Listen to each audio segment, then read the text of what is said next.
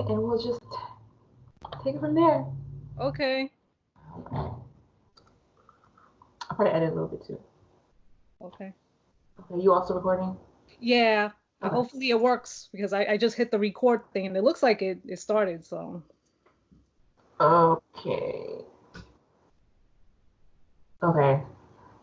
Okay, so it just shows me that you're recording, so I don't know if I'm recording too. I don't know.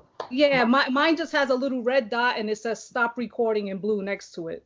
That's all it has. So I'm thinking that it's recording. Okay. All right, so I'll just start. Okay. All right. Hello, everyone. Welcome back to my channel. Today I have with me the lovely and ever so controversial Miss Ronnie Moon. So thanks for being on my channel. Thank you for having me. I know that a few of our joint subscribers, like one or two, had been like, "Hey, you guys should do a collab video together," and it's been an idea that was kind of tossed out there a while ago, and we're finally doing it. Mm-hmm. Yeah, so for any of you watching that aren't familiar with Ronnie's channel, you talk about a few different topics on your channel. You seem to be a little more focused on speaking on like Latino issues, but more specifically Latinos in the US. And then beyond that, Puerto Rican Americans, and then beyond that, New Yorkers. So do you want to just tell us in your own words the purpose of your channel and why you started again? Because you had a channel in the past. So Yes. yeah, give us your thoughts on So actually, it's kind of funny because the main reason why I started just a channel at all or videos at all was due to two people, Chem123 and Antonio Batista. So I'll give them credit for that. As much as they can't stand me, they're gonna get credit for that. Okay. And it was within a comment section, and Antonio Batista thought I was Chem, and I'm like, I'm not Chem. I'm like, I'll prove it to you. I'm gonna make a video tomorrow. Boom, I made the video the next day. So that's how it started.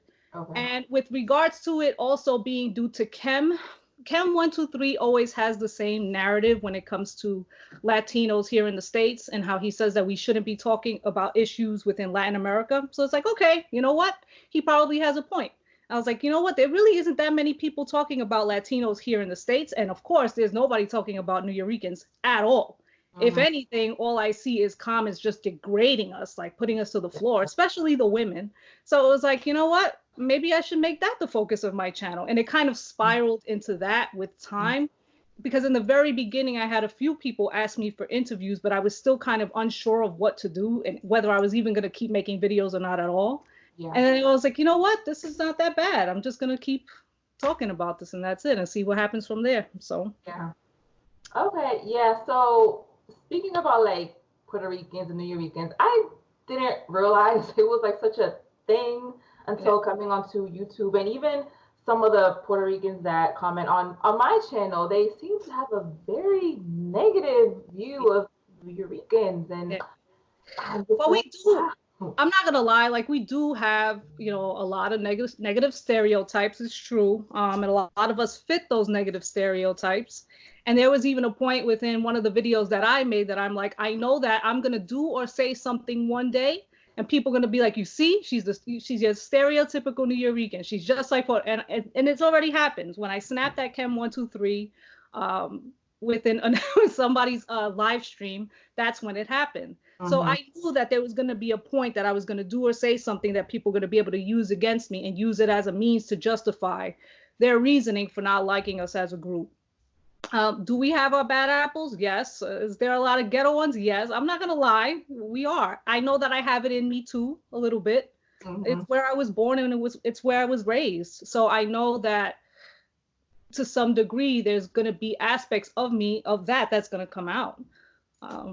I control it as much as I can. I mean, it's not like I'm fighting in the street. It's not like I'm that bad with tattoos everywhere and, cursing at everybody left and right. It's not that bad. But I have my moments. Moments. But I mean, I guess I just don't get why people like to single you guys out so much, because it's not like there's not other groups or other Latin groups that don't act the same way. I'm sure there's a lot of very hood ghetto Dominicans, especially in the New York area, that act very similar. So I don't know. I guess I don't understand why the focus is so much on you guys. I think it's because people, there's a few of us that are probably very vocal when it comes to being really prideful. And it's like the other Latino groups are looking at us, like, well, wait, why are you so prideful? If you guys got this wrong with your group, that wrong with your group, where's this pride coming from? And then I hear a lot of people talking about how those of us here from, that are like born and raised here, that we kind of always use the argument that because we're a commonwealth, that we think that we're better than other Latin groups. And I hear that a lot. I've never seen anybody be this way, but it's really their experiences, right? So I really can't say, oh, all Puerto Ricans don't do that. It's not true. But I mean, I actually know a lot of Puerto Ricans who don't even like telling people that they're Puerto Rican just because of the negative stigmas that are associated with being Puerto Rican. So, yeah. So there's a lot of that people don't realize. And I feel like I've met more of those types than the ones that are like too prideful, I guess it's also who you hang out with too, so. Okay. Yeah. And so you're third generation? Third generation, yeah. Wow. So with that, like growing up, did you ever feel like you were too far removed from your Puerto Rican roots to like? Absolutely. I know I am. Like, and that's why even within my channel, like I may touch on things in Puerto Rico here and there, but even I kind of agree with the standpoint where it's like, okay, I can't really talk about that because I really don't know. I really am removed. And I'm like, I've always been honest with that. Is this something I'm proud of? I mean, it's weird because it's like, on the one hand, I'm proud of how I grew up, what I had to overcome. Sorry if you hear my cat. what I had to overcome, and stuff like that. But then on the other hand, I'm like, man, I really don't know that side. And if I ever do go there one day, how's it going to be? Like, am I going to be treated bad? And from what I hear, they don't treat anybody bad over there. So I don't know. Yeah. I think that's like a very interesting position that many of us born here face. Even like I'm first generation American, I'm a child of immigrants, but even still, we find ourselves in this middle ground where it's like we're American in a sense, we were born here, we were raised here, but then we still have like that connection, that heritage from our parents or grandparents or great grandparents' countries. And sometimes it's like we feel like others, or particularly the ones that were born and raised in the country, like back on the island, may judge us like, well, you're not the same as us. You're not really one of us. So why are you talking about things that are pertaining to us? Like not here. And even me, like, I'm not that far removed from DR, for example, but here and there I do talk about Dominican things or like the culture or whatever. But it's always a thought like in the back of my mind. Yeah. I can imagine for you because you're third generation. So, I can imagine that's something you kind of think about too, Yeah, I go through it a lot. That part doesn't really bother me too much. And again, that's one of the main reasons why I don't touch on Puerto Rico too much. And that's why when people come to my channel, even if they're trolling a little bit, but if it seems like they know more, I'm like, okay, I do my best to give the benefit of the doubt with that. It's like, all right, fine. So maybe I didn't touch on this, or maybe you know this and I don't know that. But some people just like to troll just to be a-holes, and we all know that. So we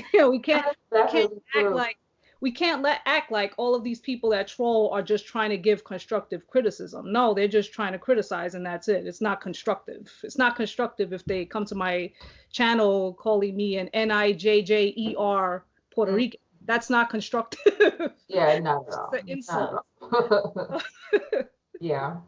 And yeah, I mean, on my channel, I don't get too much trolling comments. I mean, here and there, yes, but sometimes, like, I feel like I don't know if I can tell if this person's trying to like school me or prove me wrong, or if they're actually trying to add and educate me a little bit. So sometimes, I don't know. I guess I should go along. You just kind of have to learn how to discern certain comments from others. Yeah, but that's sometimes hard to do, and people shouldn't be so judgmental against us for that, because it's like, especially if they come out like with the comments like aggressive in the beginning and you're like, whoa, hold up, and if you're getting constant troll comments all the time, it's hard to discern sometimes when somebody has decent intentions and when somebody doesn't. So yeah, we also have to give ourselves that benefit of the doubt.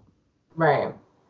So Since so I made a video about this on the past in the past, but I wanted to ask you, since you grew up in New York, around both Dominicans and Puerto Ricans, like this whole Dominican versus Puerto Rican thing. I know you've kind of touched on that before, and I made a video about it before because somebody had requested it. Now, of course, I didn't really grow up around that because I grew up in Virginia, so I mean, there wasn't a lot of Dominicans or Puerto Ricans here, but I always heard about it.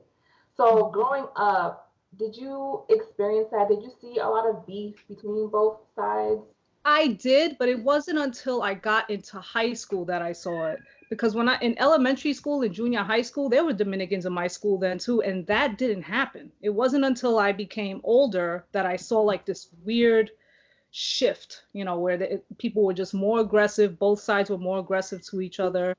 And I don't know. I don't know why that shift happened. There's rumors of back in the day, and I think I've said this on the interview with Radical, where I said that there were rumors that back in the day that Puerto Ricans used to jump Dominicans. And then I saw a truth teacher one time say a comment that he was jumped by Puerto Ricans and they thought that he was Dominican. Yeah. So I guess that there's some truth to that. If I knew anybody personally that ever did that, no. All I ever heard was the rumors, and that was the guys that would do that. I never heard the girls going around doing stuff like that. So I don't know. So I guess that's probably where it started, Yeah. Munchkin, sorry, my cat. He's making so much noise. Attention. Okay, yeah, so I guess that's maybe died down a little bit. Because I mean, I don't know, I guess I don't hear so much anymore. But I've also heard that a lot of like Puerto Ricans have been leaving the New York area. Oh yeah, we've been leaving for like decades. Like most of my family lives either in New Jersey or Florida. So there's really not much of us left here in New York. There's very few of us here. So everybody's moved on. So the ones that, even like people that I went to school with back in the day, a lot of them don't live in New York either. I mean, you can't blame them. It's so expensive. It's becoming so gentrified. There's really only a handful of people that can stay living here without being like completely, broke. You know what I mean? I don't know how some people are surviving if the rents are like $3,000. Like in my old neighborhood, that's how much it is now. $3,000 a month for like 1-bedroom apartment, and it's so ridiculous. Wow. Yeah, that's crazy. Yep. Wow. So I also wanted to ask you, so something else that people I see bring up a lot when it comes to Puerto Ricans is, and you've kind of touched on this before too, is whether you believe that Puerto Rico should become a state or if they should become like their own independent nation. So what are your thoughts on that? Oh boy, I've heard people say so many different things, and I can kind of understand all sides. Again, there's a part of me that feels like because I don't live there, like I don't know fully like what side I should take with that. I've even heard people say that Puerto Rico should unite with Spain. There's that argument too. Spain is the answer to everything. Right. So Spain, the motherland, is the answer. So I don't know.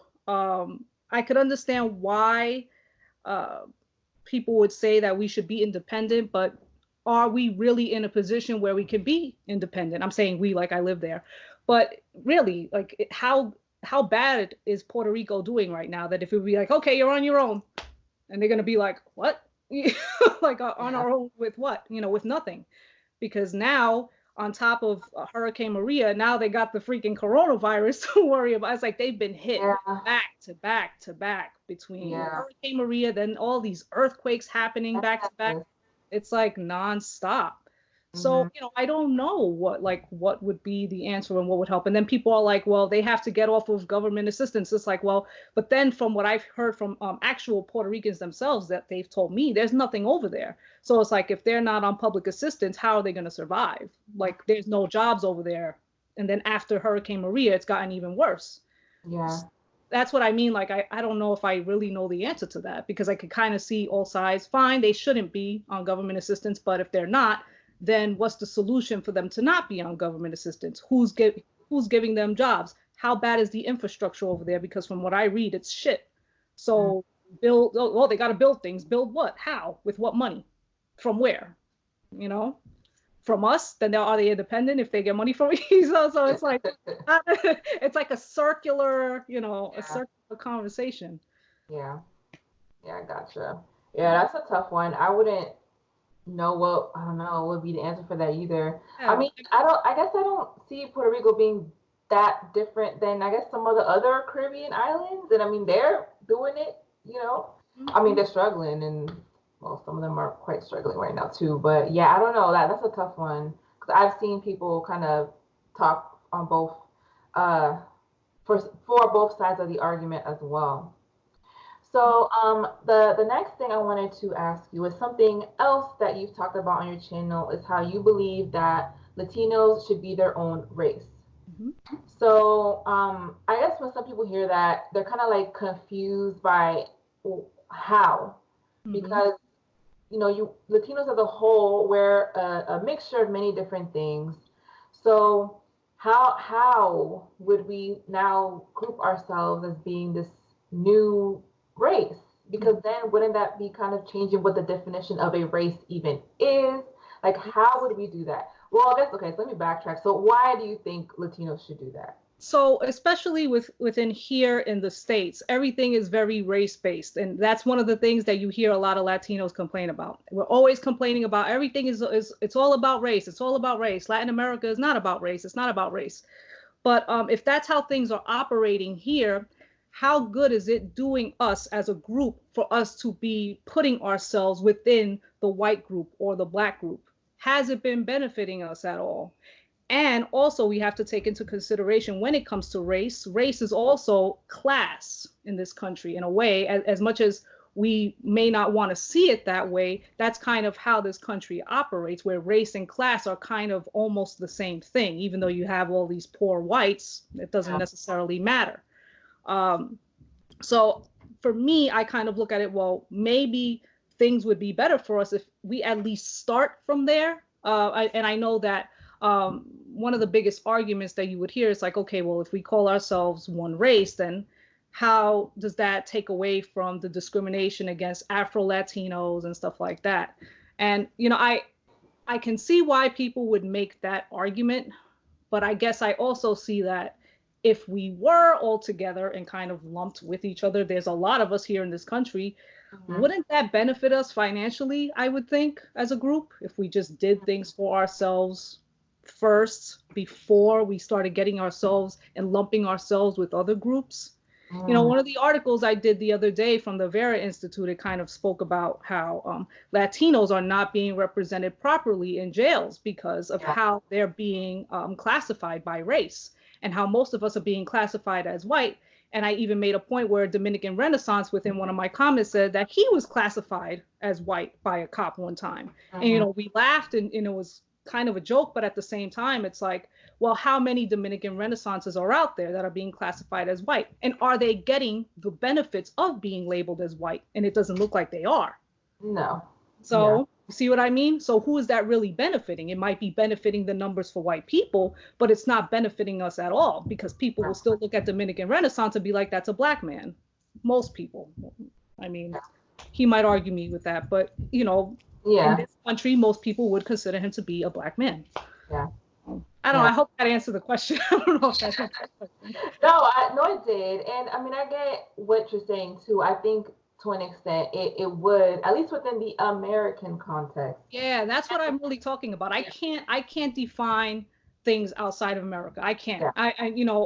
Especially if those of us that are like me, that are like third generation, fourth generation, and we're so far removed, how could we dictate how other people identify themselves or self-identify in other countries? Like that doesn't make any sense.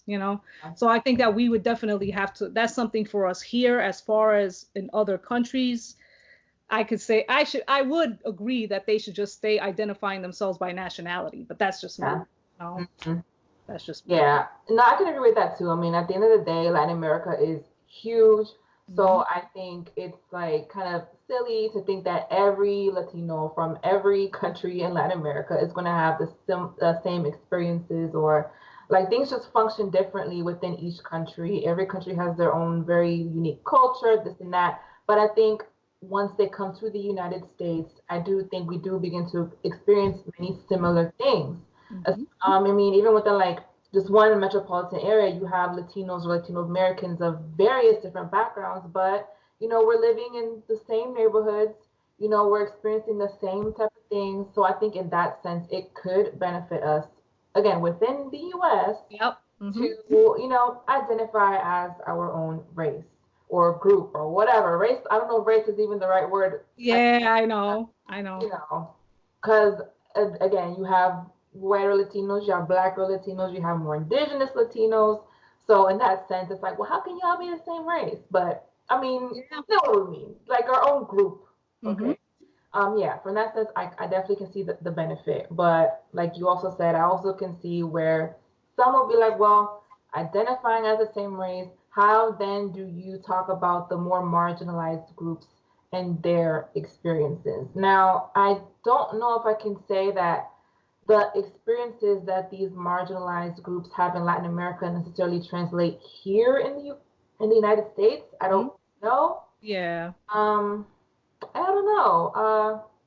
I mean, I don't know if like Black Latinos, for example, would have the same experience here that they may have in Latin America. I mean, if anything, I think most just get grouped in with African Americans, so that's like a whole different thing in itself, you know.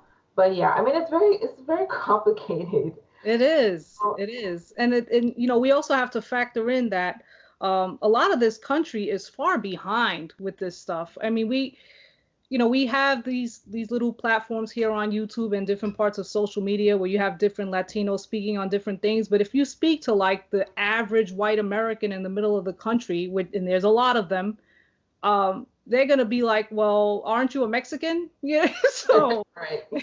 And in my case, I'm a quarter Mexican, so they'll be a little right. But their concept of all of this is like so,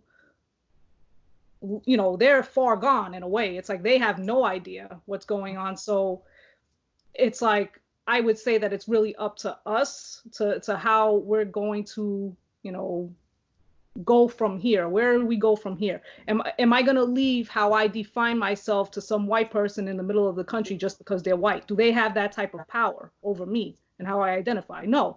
They're going to think Dominican Renaissance is a Mexican. Regardless, you're Dominican. What type of Mexican is that? So right. Does that person really have that much power? You know what I mean? And I know I'm kind of moving into a white supremacist type conversation. I'm trying not to. And it's not to say that I don't believe in that system, because I do, but I do believe that it's on its last leg, and I believe it's dying, especially now with this virus. I think it's dying. But we also have to factor in, it's like, okay, we're giving power and our power and how we identify to who, to what group, to that group of people. Like how are we defining who exactly has this power? What people exactly, what white people exactly, do they really have that type of power to change things overnight by themselves? I don't think so, because if there's a lot of them that still think all of us are Mexicans, how do they have that type of power to determine anything else? Especially if they're impoverished too. Yeah. So you just said that you feel like with this current situation going on, that you feel like that's like making the white supremacy die even more. Like, what do you mean exactly by that? Well, because it seems like our whole structure looks like it's kind of collapsing before our eyes in a way, especially if things don't progress from here. If things just keep getting worse and people are going to stay out of work and more people are becoming unemployed and there's less and less jobs, it's like, well, what's going to take over from there? What powers they're going to be? The powers that we had, they're going to die. And now what is it going to be replaced with? So it's like, okay, let's say this is the end of white supremacy. Now what? What is it being replaced with? Asians? I don't know if it's Asian supremacy. Everybody got all this hatred for the Chinese people. Yeah. They're like, everything's being blamed on the poor Chinese.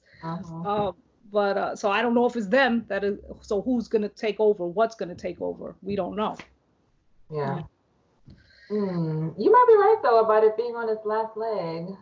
I didn't think it was going to happen this fast, to be honest. Like, I kind of felt like I saw it, like things are changing here and there, but then out of nowhere, boom, this virus comes and it's like, it almost feels like with like overnight, like things are just Yeah. dissipating before our eyes, you know? Right. Yeah. Good point. Good point. So, within these like past weeks, month or so, you have found yourself in the middle of a lot of drama. You know, I just kind of been sitting back, just watching everything unfold. There was like 1 week or two in particular where it was like domino effect, like just video after video, everybody making videos about each other. You were like in the center of all of it. And I was just kind of sitting back like, what is going on? So it's interesting because throughout this time that I've been on YouTube and like even before you kind of like started your channel up really, you were just commenting on everybody's or channels. I've seen a lot of like different people commenting different things about you, Mm-hmm. and you have some Latinos over here saying that you like, I don't know, you like kiss black people's ass and stuff like that. But then you have some black people here saying that you're racist. So it's like, which one is it? Like, how have you been dealing? Well, I guess it's kind of settled down a little bit, but how? Why? Like, I don't know. How did all this happen? Like, how have you dealt with being in the middle of this? Sorry if you hear my daughter in the background. Hey, you don't have to apologize to me. You already know my daughters interrupt me all the time. Okay, grab it, grab it, grab it. Good cat. Bye. Okay. So I think that because I criticize everybody, I think that's why that's happening. I have everybody attacking me. So because I criticize both groups, or I criticize all groups, that's why that's happening. And I think a lot of it also has to do with me being white passing, and that's just me being honest. I think that if I looked more of maybe if I was darker skinned, it would be, I would say things like this and I wouldn't be ridiculed as much. Because look at people like, sorry, Dominican Renaissance, I'm not trying to pick on you in this video, but he says a lot of things that are extremely controversial and can be viewed as extremely racist. Do people come at him the way that they come at me? Mm. You know what I mean? So, I think it's that. I'm a woman. It could also be who I'm married to. It could be a culmination of different things, and also me not particularly backing down to what everybody else is telling me. I think that is kind of a combination of all of those things. That's just my thinking. Yeah. And the thing that I think really gets me more than anything is like, I know that I don't hate any group. I know it. I know it in my heart. I know it in the depths of my soul. I know who I care about. I know that, right? I know that through and through. I think what gets me is that the minute that I disagree with people, that they think that gives them the green light to attack anybody, or me the way that they have. And It's like, yo, like this is really how are you even balanced? Like, that doesn't even make any sense. How do you want unity, but the minute that somebody disagrees with you from your own kind, it's like that's the first thing that you got to do to shun them out. And it's like, actually, you're pushing people away. Like, you have to find a common ground first. What are you doing? You know what I mean? You're causing more division is what you're doing. Mm-hmm. And, to me, I kind of feel like when it comes to the Eurocentrics and the Afrocentrics, I think that both have the same common thing where they're both putting white supremacy on a pedestal. I think both do in different ways. Interesting. I think both do in different ways. I think the Eurocentrics do it where they're praising that level of power, and the Afrocentrics do it by saying, hey, those people have all that power, and they're giving them that power, and they're being divisive within their own kind and within their own groups. So in a way, both sides are uplifting white supremacy. If white supremacy exists and whatnot, people want to argue that. But to me, that's what it seems. You're not trying to find a way to get these groups together. You're just trying to find a way to destroy each other, and that's it. Yeah. And if anything, seems like some of them, they're trying to maintain the separation. That's what I see more than anything. For sure from the more Eurocentric ones. When it comes to the Latinos, that again they heavily praise that side of us, and some of them, not calling no names, but they view our mixture as a bad thing, and I saw one of them recently say that our African mixture is what messed things up. Things like that. I'm just like, wow, it's all just so stupid to me. It It's, is. sometimes I feel like as Latinos especially, I don't see why we should try to be too much extremely to either side. Like, how does that benefit us?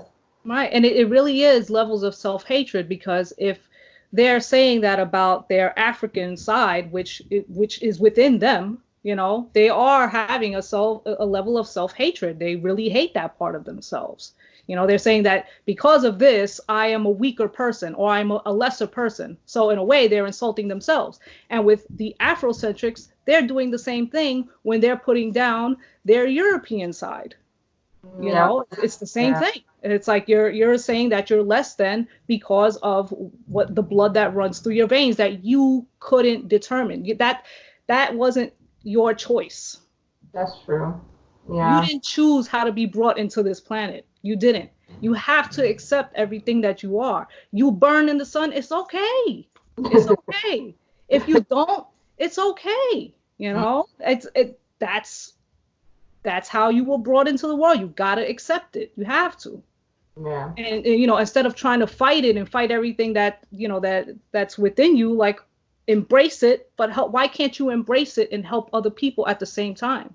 That doesn't make any sense, because they look at it as embracing it as hating the other side, and that shouldn't be how it is. But that seems like that's what it's become from both sides, honestly.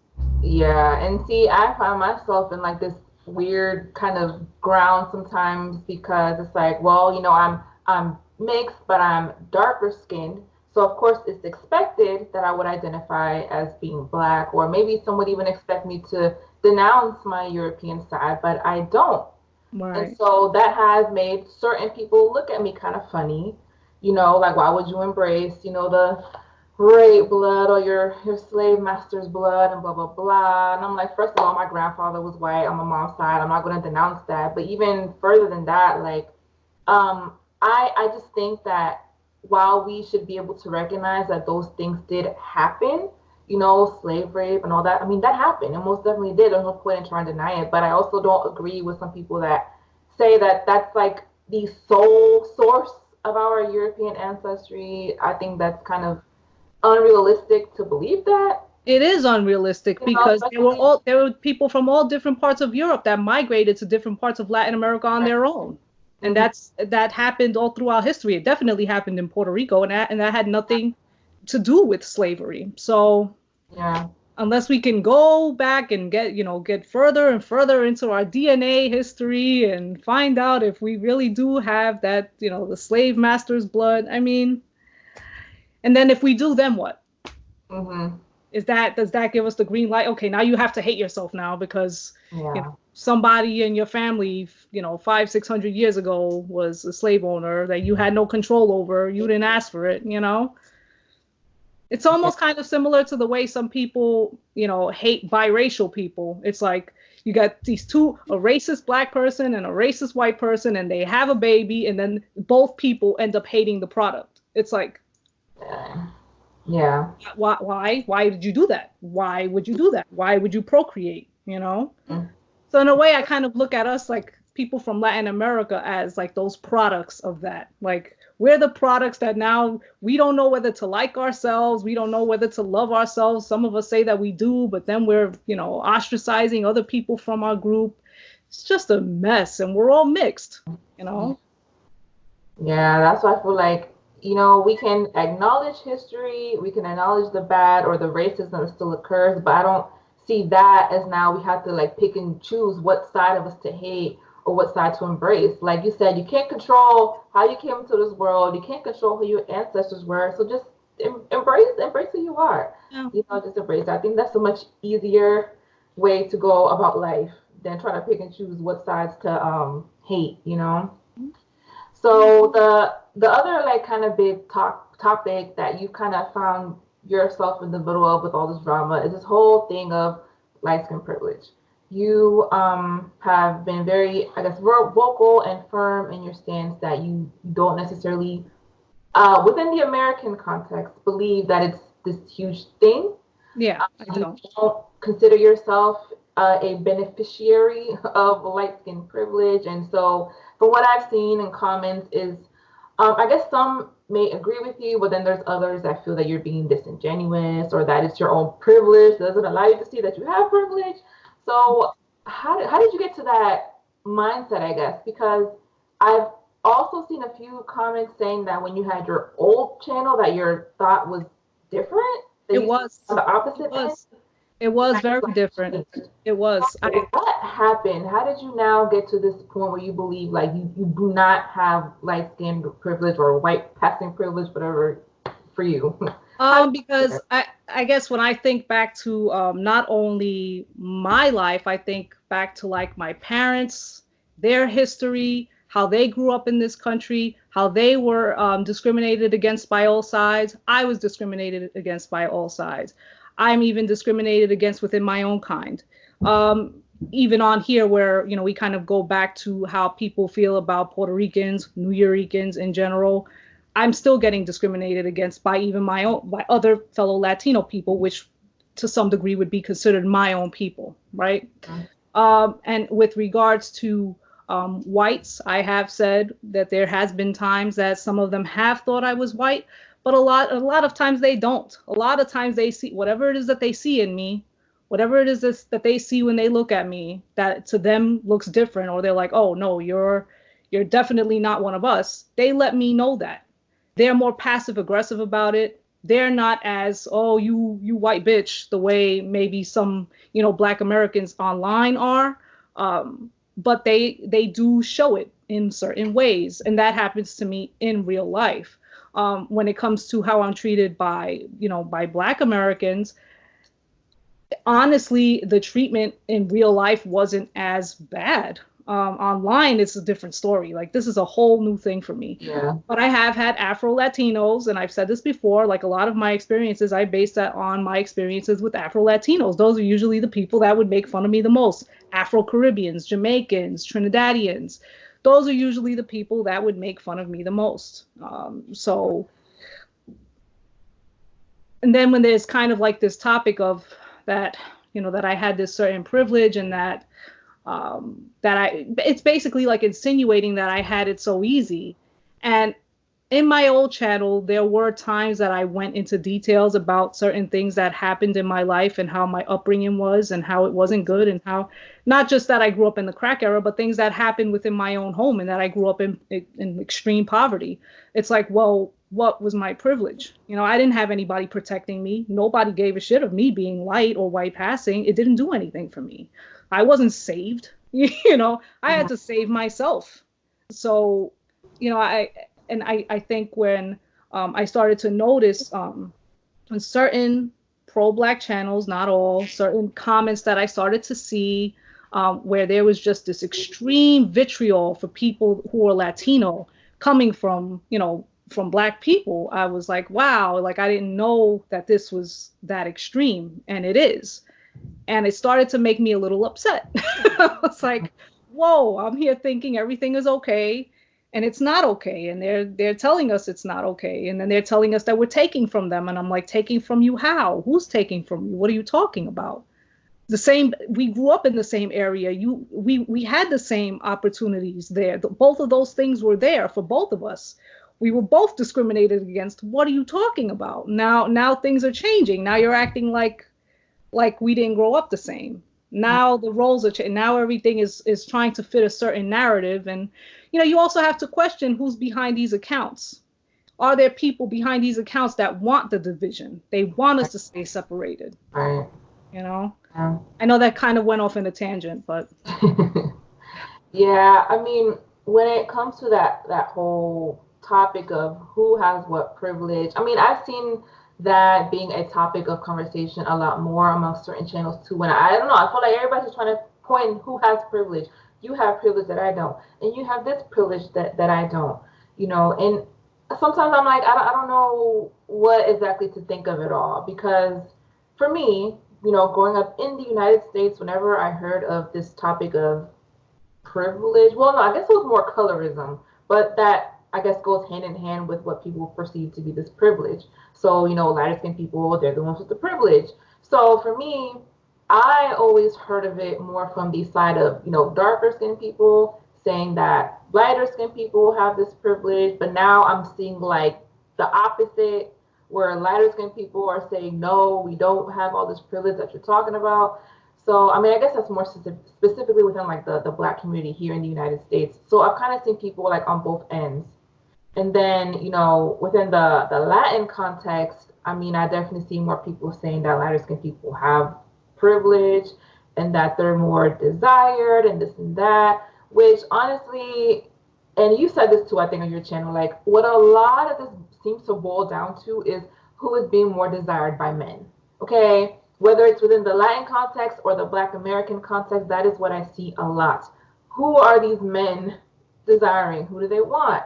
And I feel like it's just kind of, I don't know. Like I don't want to like invalidate anyone's experience if they feel like they haven't been desired because of their skin tone, whether they be American or Latino or whatever.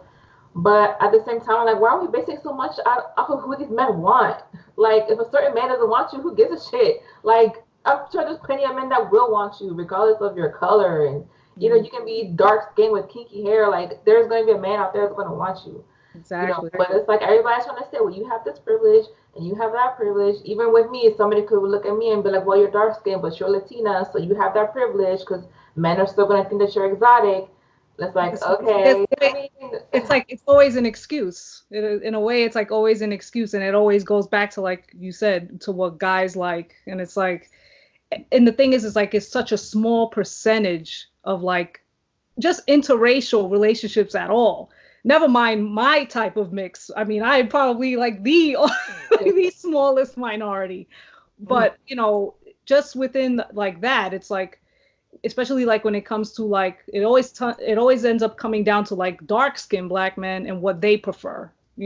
That's always the argument, whether it's on Chem's channels or whether you see in comment sections or whether you see in some of these colorism platforms. They all kind of say the same thing with that. It's always that same group of people that supposedly like a certain type of woman. And it's like, even in the real world, I don't even see that it's not that popular. It's like, I forgot what's the percentage of like interracial. It's really small, so it's like people are really going after this really like tiny group of of people in these type of unions, and it's like, come on, it doesn't even sound like a genuine argument. I could totally see if people want to talk about representation in media and stuff like that. That's fine. Or if I hear people talking about how they went through certain, it's like, I don't want to say her name, but there's a certain content creator that's been, doing stuff for a while, and she's darker skinned, and she gets a lot of controversy because she says that she's the first one who spoke about this and that or whatever. And, I do believe that person has a lot of pain. And I do believe when she says, like, she talks about certain things that she's went through in her life and her childhood, being bullied for what, I believe it, because you could hear it in her. Like she's like in pain. Like that person is in pain. Like she's went through some stuff, and I'm not going to say that didn't happen to her, but then when it kind of gets into the argument, like you said, when it's about who guys like, and when things kind of shift into that again, it's like, now you're kind of, it's like, can you not, why does it always have to like come back to that for? Well, like, I wasn't always people's preferences. Like, so what? Get out of here. So what? God, you get over it. Not everybody is for everybody. Right. Yeah. I mean, I don't know. It's tough kind of trying to navigate these things, especially being a content creator, because these are the type of topics that people, they like to hear about, they like to talk about. But I don't know, at least for me, sometimes I feel like I don't have a definite stance on some of these issues. Or like when it comes to the colorism issue, I'm like, I don't know if I'm the best person to talk about it, because, usually, again, the narrative when it comes to darker skinned people is that we face the most colorism. But in my personal experience, I didn't experience that a whole lot. So it goes it goes against the narrative. So I'm like, I don't know if I should even voice my opinion, because I don't want to come off like I'm trying to diminish other people's experiences, or like I'm trying to make light of it or gloss over it or make it smaller than what it is.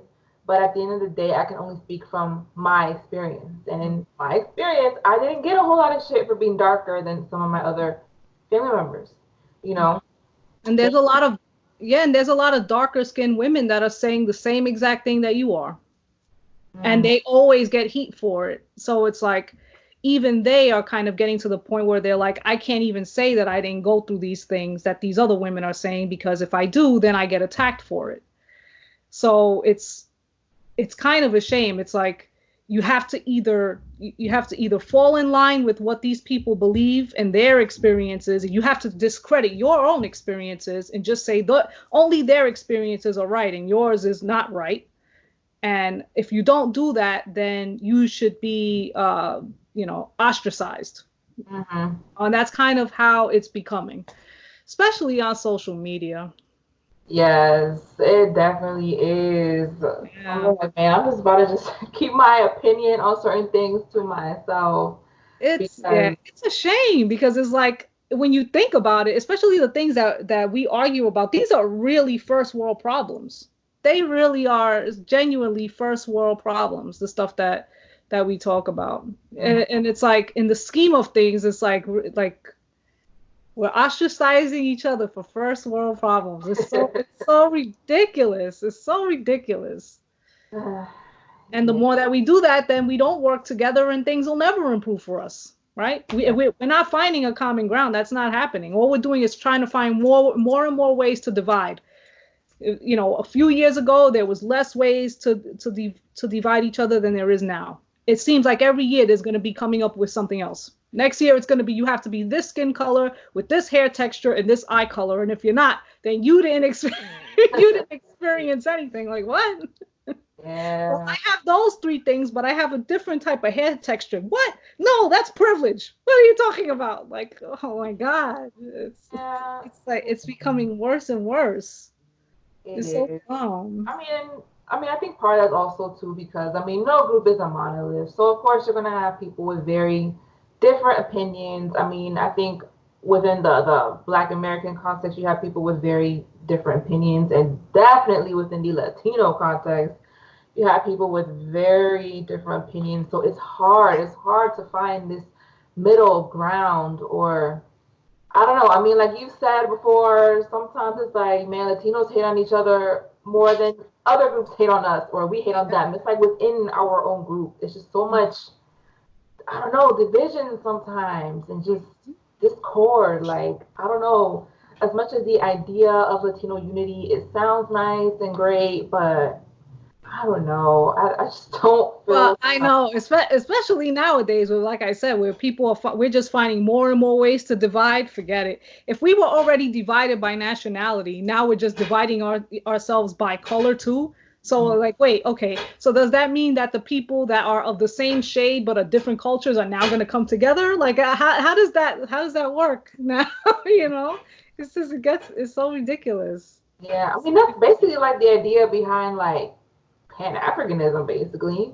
People of the same race, same color, of different cultures coming together. Mm-hmm. Sometimes it works, but sometimes it's not. I mean, I think in some situations the cultural differences are like, they're real. Yeah. It's difficult to kind of, I don't know, really form relationships with people of other cultures. But I guess it also comes down to how open-minded you are.